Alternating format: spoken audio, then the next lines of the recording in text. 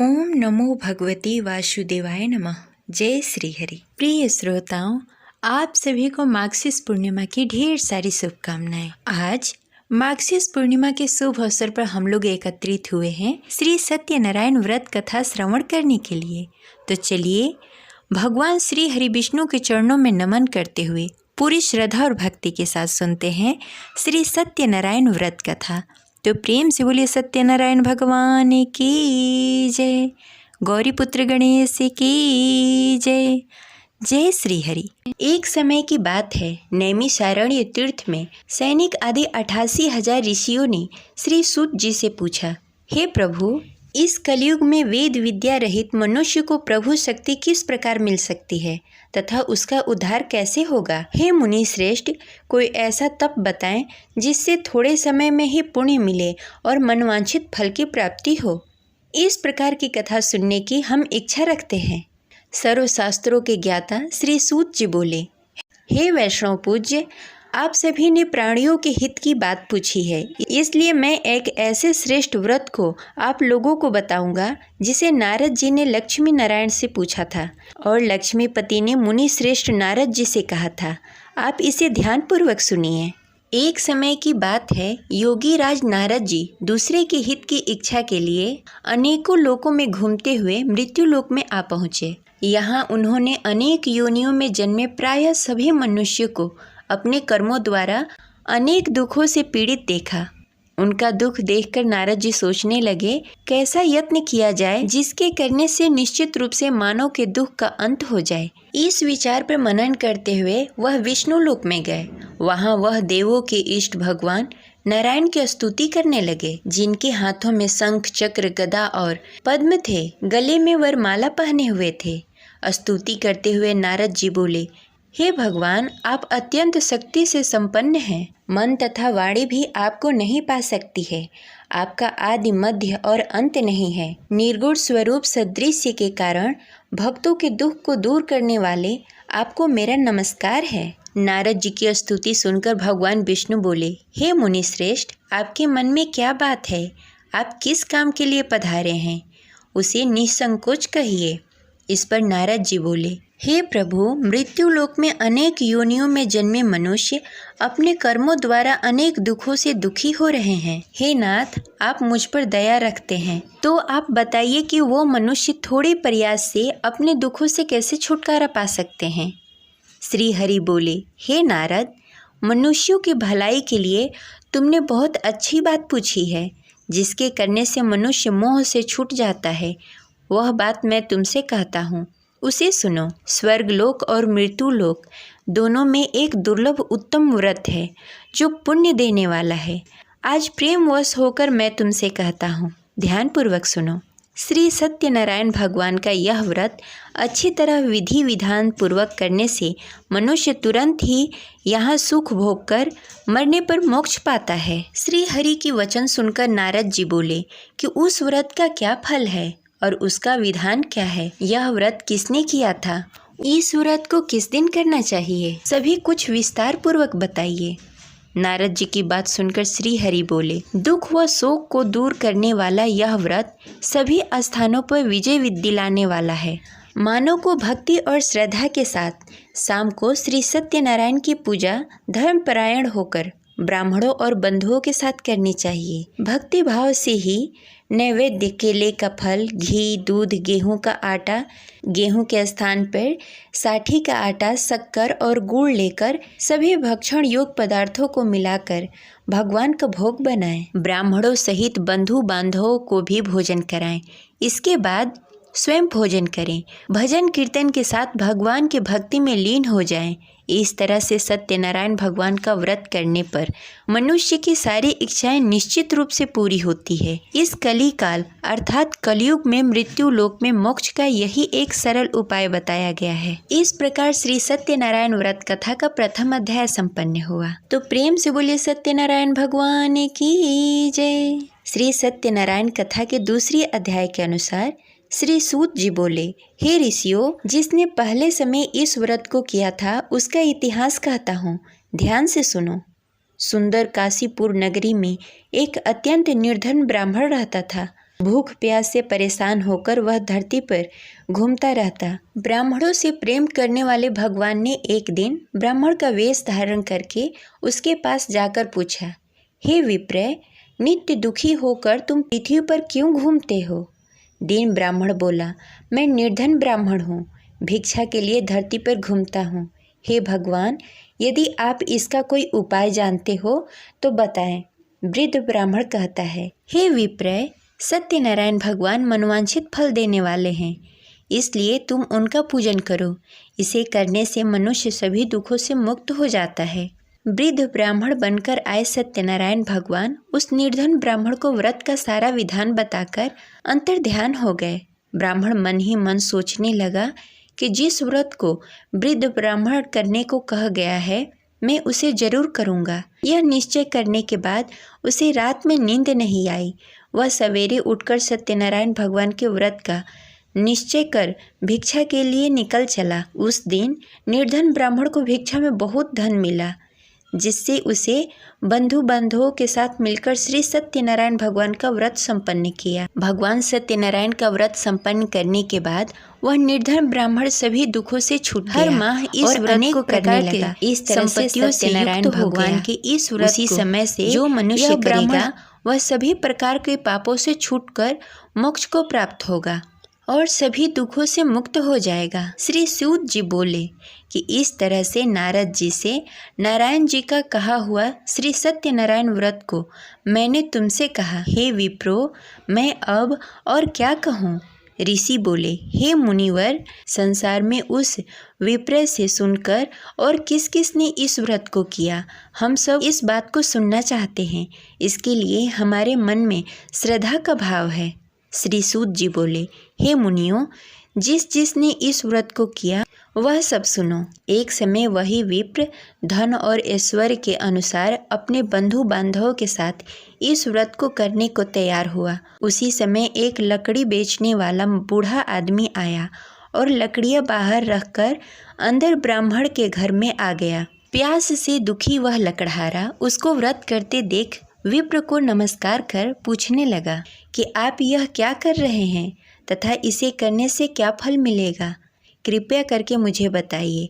ब्राह्मण ने कहा कि सब मनोकामनाओं को पूरा करने वाला यह सत्यनारायण भगवान का व्रत है। इनकी कृपा से ही मेरा घर धन्य धान्य आदि से भरा हुआ है। विप्र से सत्यनारायण व्रत के बारे में जानकर लकड़हारा बहुत प्रसन्न हुआ। चरणामृत लेकर वह प्रसाद खाने के बाद वह अपने घर गया।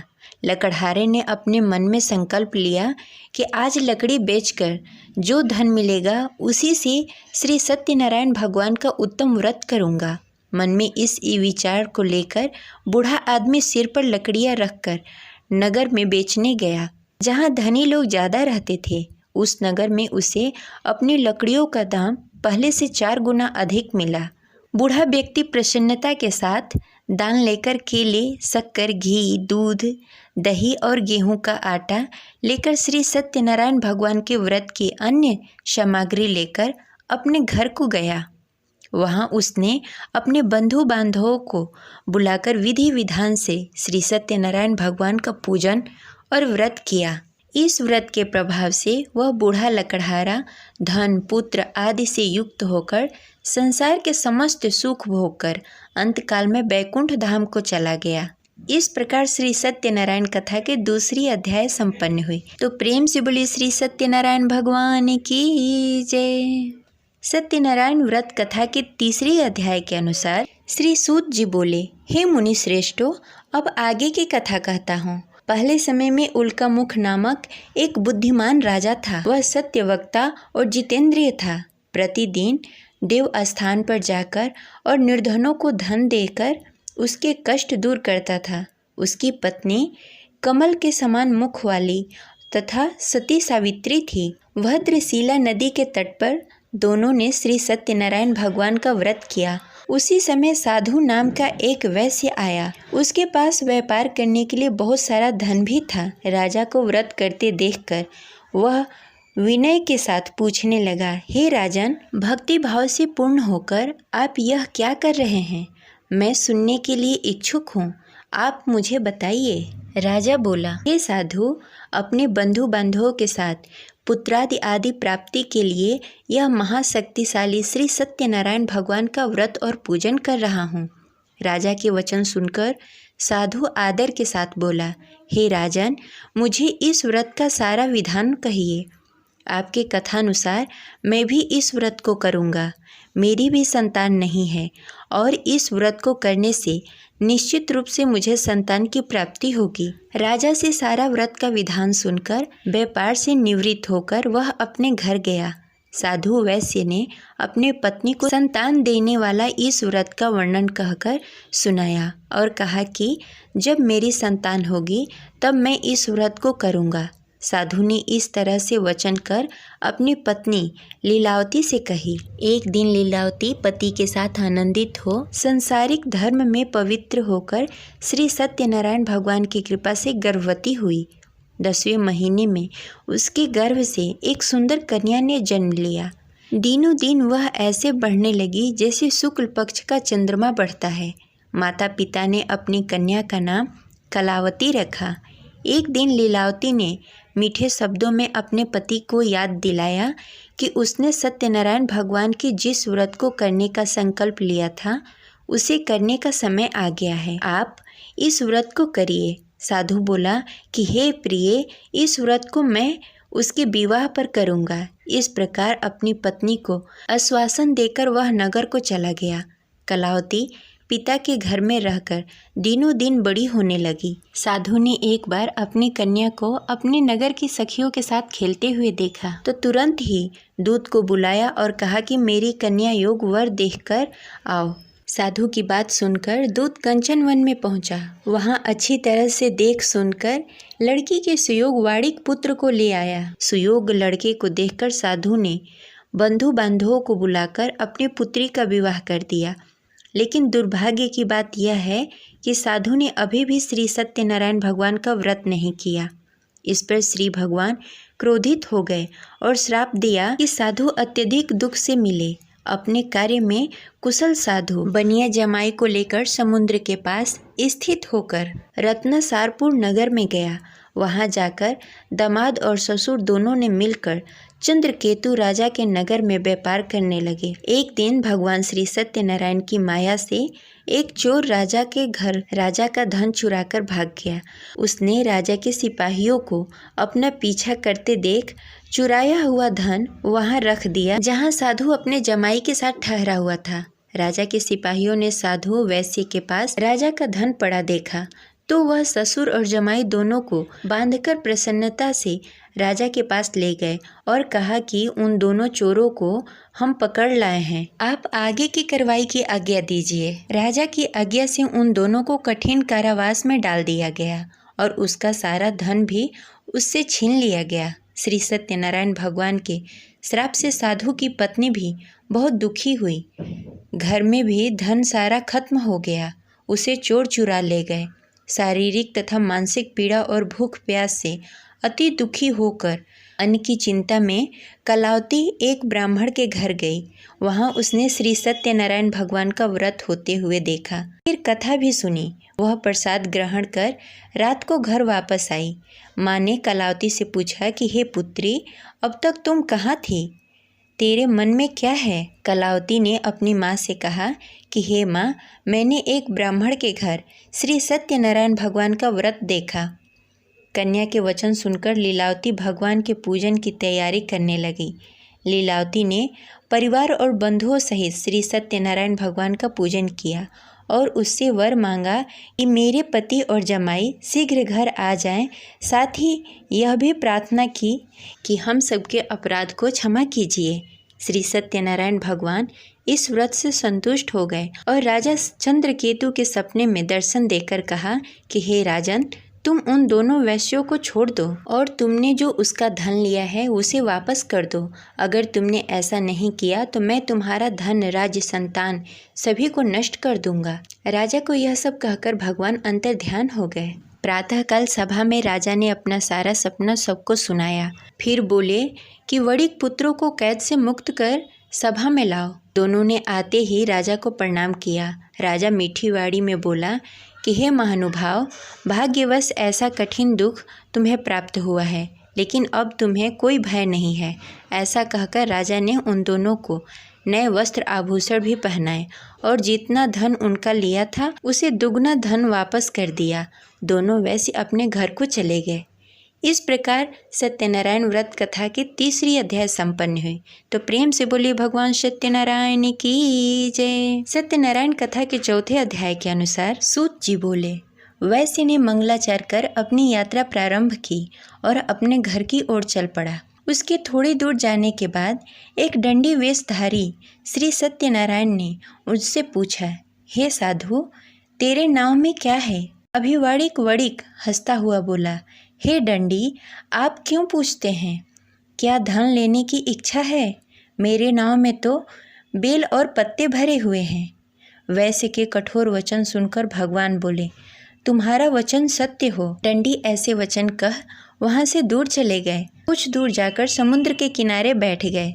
दंडी के जाने के बाद साधु वैश्य ने नित्य क्रिया के पश्चात नाव को ऊंची उठते देखकर अचंभा माना और नाव में बेल पत्ते आदि देखकर मूर्छित होकर जमीन पर गिर पड़ा। मूर्छा खुलने पर वह अत्यंत शोक में डूब गया। तब उसका दामाद बोला कि आप शोक न मनाएं, यह दंडी का श्राप है, इसलिए हमें उसके शरण में जाना चाहिए, तभी हमारी मनोकामना पूरी होगी। दामाद की बात सुनकर वह दंडी के पास पहुंचा और अत्यंत भक्ति भाव से नमस्कार करके बोला, मैंने आपसे जो असत्य वचन कहे थे उसके लिए मुझे क्षमा कर दें। ऐसा कहकर महान शोकातुल्य होकर रोने लगा। तब दंडी भगवान बोले, हे वड़िक पुत्र, मेरी आज्ञा से बार बार तुम्हें दुख प्राप्त हुआ है, तुम मेरी पूजा से विमुख हुआ। साधु बोला, हे भगवान, आपकी माया से ब्रह्मा आदि देवता भी अपने रूप को नहीं जानते, तब मैं अज्ञानी कैसे जान सकता हूँ? आप प्रसन्न होइए। अब मैं समर्थ के अनुसार आपकी पूजा करूँगा। मेरी रक्षा करो और पहले के समान नौका में धन भर दें। साधु वैश्य की भक्ति पूर्वक वचन सुनकर भगवान प्रसन्न हो गए और उसकी इच्छानुसार वरदान देकर अंतर्ध्यान हो गए। ससुर दामाद जब नाव पर आए तो नाव धन से भरी हुई थी। फिर वहीं अपने अन्य साथियों के साथ सत्यनारायण भगवान का पूजन कर अपने नगर को चल दिए। जब नगर के नज़दीक पहुँचे तो दूत को घर पर खबर करने के लिए भेज दिया। दूत साधु की पत्नी को प्रणाम कर कहता है, मालिक अपने दामाद सहित नगर के निकट आ गए हैं। दूत की बात सुनकर साधु की पत्नी लीलावती ने बड़े हर्ष के साथ सत्यनारायण भगवान का पूजन कर अपनी पुत्री कलावती से कहा कि मैं अपने पति के दर्शन को जाती हूँ, तू कार्य पूर्ण कर शीघ्र आ जाना। माता के ऐसे वचन सुनकर कलावती जल्द से प्रसाद छोड़कर अपने पति के पास चली गई। प्रसाद की अवहेलना के कारण श्री सत्यनारायण भगवान रुष्ट हो गए और नाव सहित उसके पति को नाव में डुबो दिया। कलावती अपने पति को ना पाकर रोती हुई जमीन पर गिर पड़ी। नौका को डूबा हुआ देखकर वह कन्या को रोता देख साधु दुखी होकर बोला कि हे प्रभु, मुझसे तथा मेरे परिवार से जो भूल हुई है उसे क्षमा करें। साधु की दीन वचन सुनकर श्री सत्यनारायण भगवान प्रसन्न हो गए और आकाशवाणी हुई, हे साधु, तेरी कन्या मेरी प्रसाद को छोड़कर आई है, इसलिए उसका पति अदृश्य हो गया है। यदि घर जाकर प्रसाद खाकर लौटती है तो उसे उसका पति अवश्य मिलेगा। ऐसी आकाशवाणी सुनकर कलावती घर पहुंचकर प्रसाद ग्रहण करती है और फिर आकर अपने पति के दर्शन करती है। उसके बाद साधु अपने बंधु बांधवों के सहित श्री सत्यनारायण भगवान की विधि विधान से पूजा करता है तथा इस लोक से सुख भोग कर अंत में स्वर्ग को जाता है। इस प्रकार सत्यनारायण व्रत कथा के चतुर्थ अध्याय संपन्न हुए। प्रेम से बोले श्री सत्यनारायण भगवान की जय। श्री सत्यनारायण भगवान के पंचम अध्याय के अनुसार श्री सूत जी बोले, हे ऋषियों, मैं और भी एक कथा सुनाता हूँ, उसे ध्यान पूर्वक सुनो। प्रजा पालन में लीन तुंग ध्वज नामक एक राजा था। उसने भी भगवान का प्रसाद त्याग कर बहुत दुख सहन किया। एक बार वन में जाकर वन्य पशुओं को मारकर वह बड़ के पेड़ के नीचे आया। वहाँ उसने ग्वालों को भक्ति भाव से अपने बंधुओं के सहित सत्यनारायण भगवान का पूजन करते देखा अभिमानवश राजा ने उन्हें देखकर भी पूजा स्थान में नहीं गया, न ही उसने भगवान को नमस्कार किया। ग्वालों ने राजा को प्रसाद दिया, लेकिन उसने वह प्रसाद नहीं खाया और प्रसाद को वहीं छोड़कर अपने नगर को चला आया। जब वह नगर में पहुंचा तो वहां सब कुछ तहस नहस हो गया था। वह शीघ्र ही समझ गया कि यह सब भगवान ने ही किया है। वह दोबारा ग्वालों के पास पहुंचा और विधि पूर्वक पूजा कर प्रसाद खाया और श्री सत्यनारायण भगवान की कृपा से सब कुछ पहले की जैसा हो गया।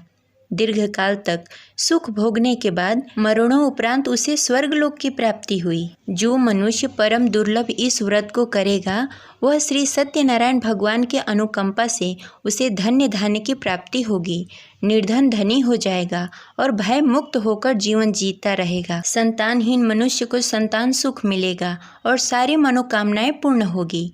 मानव अंत काल में बैकुंठ धाम को जाएगा।